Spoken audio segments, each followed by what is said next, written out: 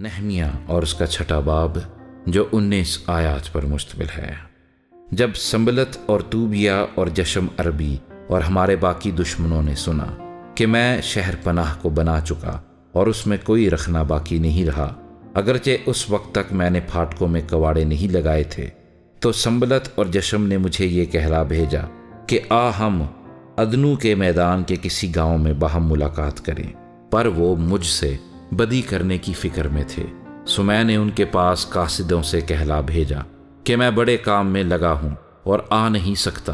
میرے اسے چھوڑ کر تمہارے پاس آنے سے یہ کام کیوں موقوف رہے؟ انہوں نے 4 بار میرے پاس ایسا ہی پیغام بھیجا اور میں نے ان کو اسی طرح کا جواب دیا۔ پھر سنبلت نے 5ویں بار اسی طرح سے اپنے نوکر کو میرے پاس ہاتھ میں کھلی چٹھی لیے ہوئے بھیجا، جس میں لکھا تھا کہ اور قوموں میں یہ افواہ ہے اور جشمو یہی کہتا ہے کہ تیرا اور یہودیوں کا ارادہ بغاوت کرنے کا ہے، اسی سبب سے تو شہر پناہ بناتا ہے اور تو ان باتوں کے مطابق ان کا بادشاہ بننا چاہتا ہے، اور تو نے نبیوں کو بھی مقرر کیا کہ یروشلیم میں تیرے حق میں منادی کریں اور کہیں کہ یہودا میں ایک بادشاہ ہے، پس ان باتوں کے مطابق بادشاہ کو اطلاع کی جائے گی۔ سو اب ہم باہم مشورہ کریں۔ تب میں نے اس کے پاس کہلا بھیجا،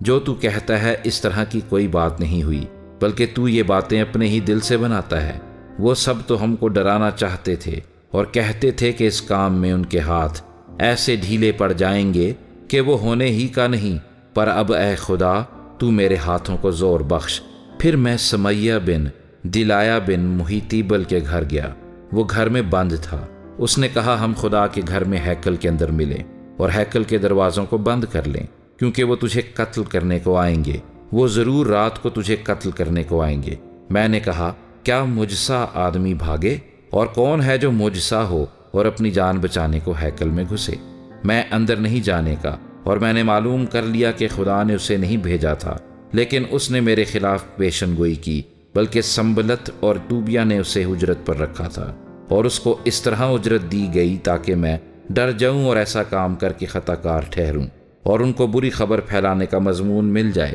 تاکہ مجھے ملامت کریں۔ اے میرے خدا، طوبیہ اور سنبلت کو ان کے ان کاموں کے لحاظ سے، اور نوئیدیہ نبیہ کو بھی، اور باقی نبیوں کو جو مجھے ڈرانا چاہتے تھے، یاد رکھ۔ غرض 52 دن میں الول مہینے کی 25ویں تاریخ کو شہر پناہ بن چکی۔ جب ہمارے سب دشمنوں نے یہ سنا تو ہمارے آس پاس کی سب قومیں ڈرنے لگیں اور اپنی ہی نظر میں خود ذلیل ہو گئیں، کیونکہ انہوں نے جان لیا کہ یہ کام ہمارے خدا کی طرف سے ہوا۔ اس کے سوا ان دنوں میں یہودا کے امیر بہت سے خط طوبیہ کو بھیجتے تھے، اور طوبیہ کے خط ان کے پاس آتے تھے، کیونکہ یہودا میں بہت لوگوں نے قول و قرار کیا تھا،